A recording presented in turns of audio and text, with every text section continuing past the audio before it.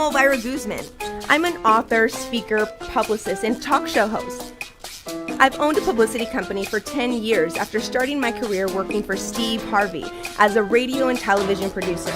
I've worked on TV and films with celebrities like Halle Berry, Forrest Whitaker, Terrence J, Amber Rose, Mike Epps. I've done concerts for Ice Cube, The Game, Music Soul Child. I've worked on books for Shirley Strawberry, Troy Byer, and I've done philanthropy projects with Hollywood's heroes like Danny Trejo. Throughout my career, all of the projects I've done have had one common thread. They all help people find their way.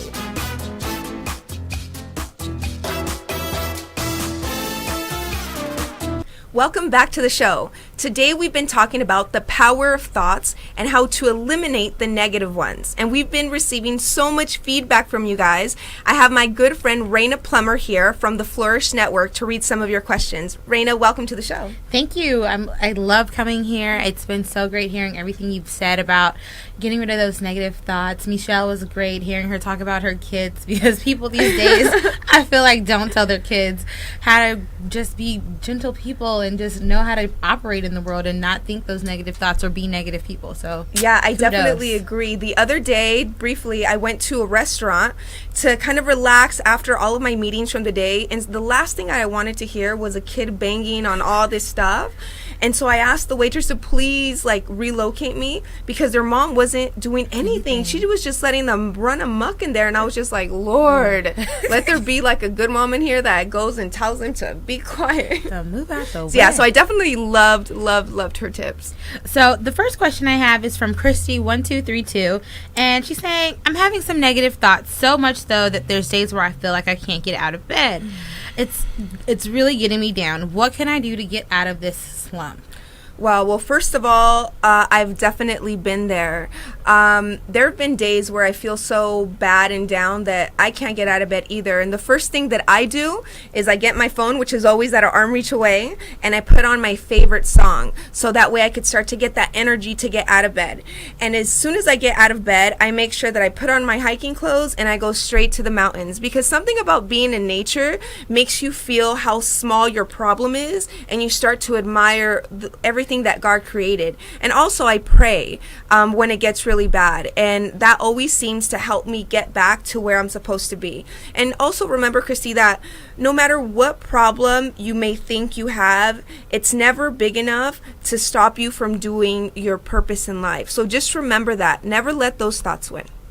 That's such great advice. It's sometimes hard to just feel like, how can I get out of bed? How can I get out of this? But prayer always seems to work for me, just taking a second to calm out. So the next one comes from LA Dreams and Things. Fun name. Hey. I was bullied when I was younger, and sometimes I still hear the names that they called me. How can I stop these thoughts or get them out of my mind? It's so hard. Well, first of all, I'm very sorry to hear that you were bullied. My advice to you is to know that hurt people, and they were probably projecting how they felt or how they were being bullied at home onto you. So let it go and forgive. Forgiving them is going to be one of the biggest ways for you to be able to overcome that. And lastly, just know that whatever they said doesn't matter. Always remember, what other people think of you is not your concern. So just let it go. Great. We got one last one. It's from SusieQ212. Guessing she's from New York. Oh. So comparison is the root of all evil, but I feel myself constantly comparing myself to others. What can I do to change this? First, you need to understand that everyone's life is different. Some people may have huge success at the beginning and then it slows down, and others may have slower success at the beginning but then it really speeds up.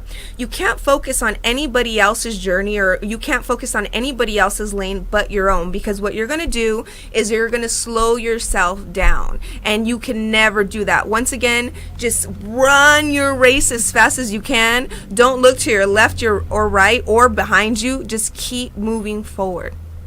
Great.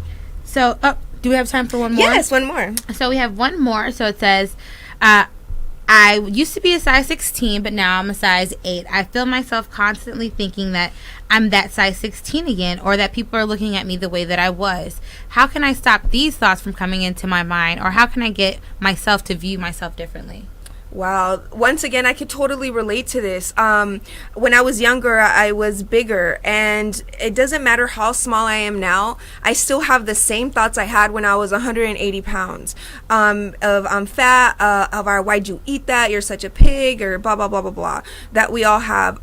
First of all, what I do is I immediately think, my size has nothing to do with how God loves me or my purpose. That just happens to be what I look like. And if you really do want to make a change like you have, then you've obviously already taken a lot of the steps, and now you just have to work on the mental part. So like I mentioned in segment 1, write down all of the negative thoughts that you have that keep coming, and then debunk them. And every time you have an I'm fat thought, think I'm beautiful inside and out. I'm God's creation. God doesn't make any mistakes, and God makes everything perfect. And I hope you feel better.